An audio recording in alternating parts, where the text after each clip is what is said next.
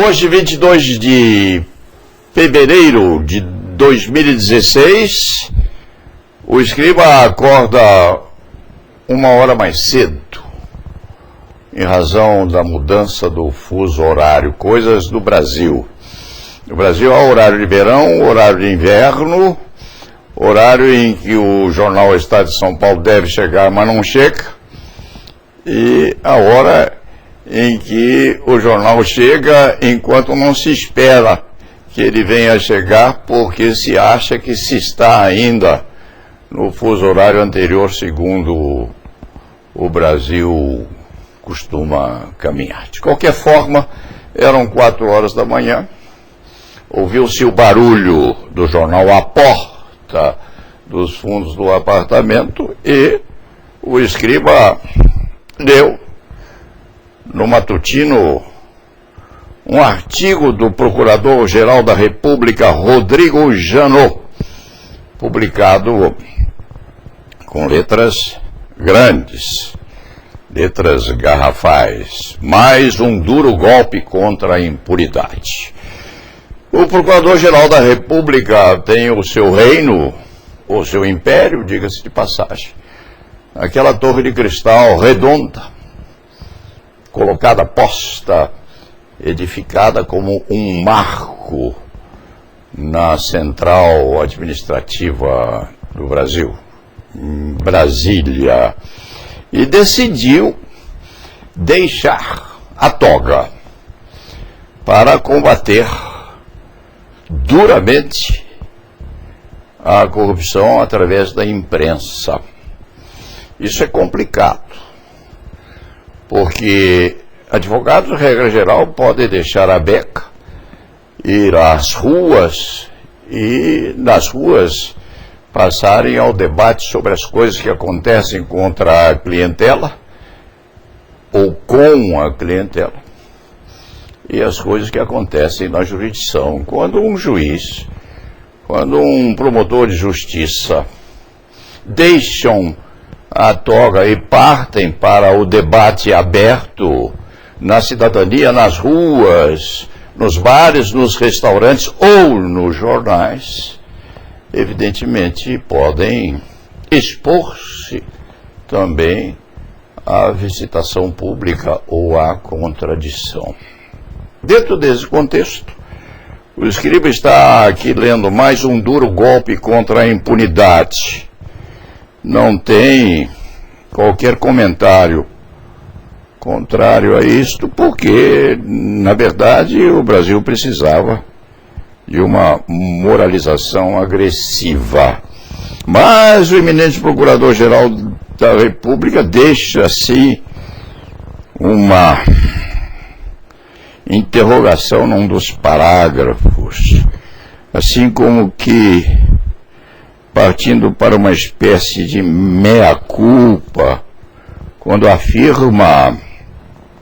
em contrapartida, não podemos esquecer a tarefa urgente de humanizar o sistema prisional brasileiro, uma das principais fontes de crimes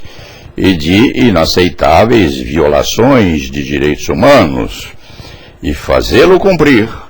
as normas internas e os tratados internacionais aplicáveis. Nesse cenário, o Ministério Público também tem responsabilidade. Tenho, por esta razão, procurado, tanto na Procuradoria-Geral da República como no Conselho Nacional do Ministério Público, promover medidas que ajudem a melhorar o sistema carcerário. Isto funciona mais ou menos como a aplicação daquilo que se chama de mancha escarlate no peito do eminente Procurador-Geral da República, porque se tem como muito bem implantada a conceituação de que essas medidas censórias são episódicas, ou seja, são dirigidas, ou ainda melhor, se dirigem especificamente àqueles réus que são réus privilegiados também, porque merecem a atenção concentrada de toda a composição jurídica e judicial que o Brasil tem, dirigida tal especificação àqueles 100 e poucos réus daquelas persecuções com nomes extravagantes em relação aos quais o cronista se dispensa de tecer qualquer comentário mais aprofundado. Então, a Suprema Corte, por pequena maioria, diga-se de passagem, entende que o trânsito em julgado previsto constitucionalmente não é impeditivo ou não é consumativo da imprescindibilidade de se decretar a condução coercitiva à cadeia, à prisão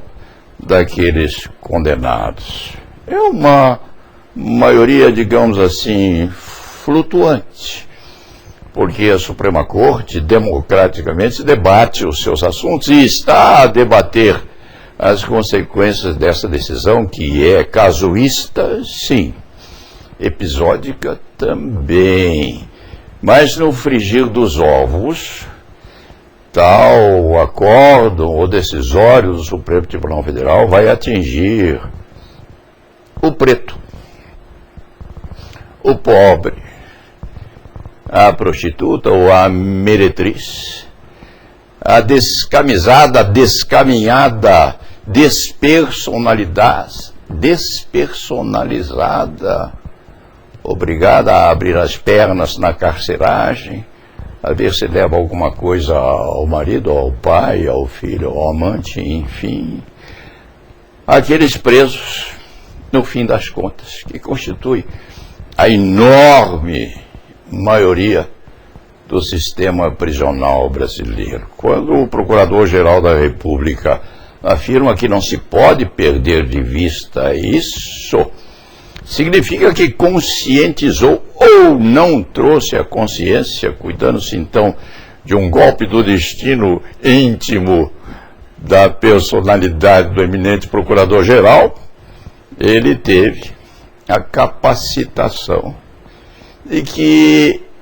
essas prisões que se pretende serem imperantes a partir do decreto emanado ou emitido pelo Supremo Tribunal Federal, essas prisões são realmente circunscritas a um pequeno número de condenados, porque o preso, o eminente Procurador-Geral da República, o pobre, cultíssimo Procurador-Geral da República, a meretriz, favelada, cultíssimo Procurador-Geral da República, não tem chegança à Suprema Corte, não põe as suas agruras, os seus sofrimentos, as suas aflições sob a batuta do Procurador-Geral, a ver se, por eventualidade, o Procurador-Geral da República pode ou não manifestar-se no sentido de deferir um recurso extraordinário. Então, quando o cronista pensa na manifestação do cultíssimo Procurador-Geral da República, está a refletir sobre aquilo que a Procuradoria-Geral da República vai fazer para concretizar esta reflexão quase final do artigo posto no jornal Estado de São Paulo de 22 de fevereiro de 2016. Havemos de ver, cultíssimo representante do Ministério Público, o que há de ser feito em função dos nossos cadeiões. Não se pense que essa decisão da Suprema Corte há de prejudicar os 450, 500 mil presos famélicos que este Brasil tem. Não se pensou nisso, mesmo porque rarissimamente um preso pobre, negro, uma meretriz, enfim, conseguem chegar à Suprema Corte dos Estados Unidos do Brasil. Isso constitui, às vezes, um milagre. Houve tempo em que o Supremo Tribunal Federal concedia, inclusive, habeas corpus ex officio para algum infeliz passando aleatoriamente sobre as escadarias do Supremo Tribunal Federal. Se e quando um posicionamento dessa natureza chegar, por exemplo, ao ministro Marco Aurélio, ao ministro Celso de Mello, ao ministro Lewandowski, a outro ministro que haja posto tal observação sob a catoniana função que desempenha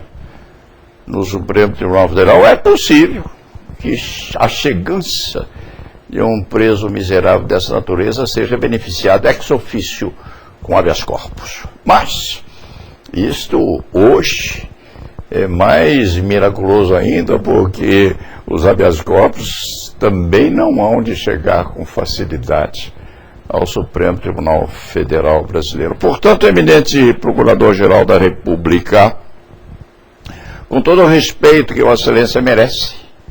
na medida em que tira a toga, expõe o peito aberto e vem a debate público, se põe episodicamente sob o contraponto, sobre a contracensura, ou sobre uma manifestação de um ou outro advogado, no sentido de que Vossa Excelência precisa sim pensar nos 450 mil presos miseráveis que estão apodrecendo nas cadeias do Brasil. Isto, evidentemente, frente aos 180 e poucos réus privilegiados que estão sob a batuta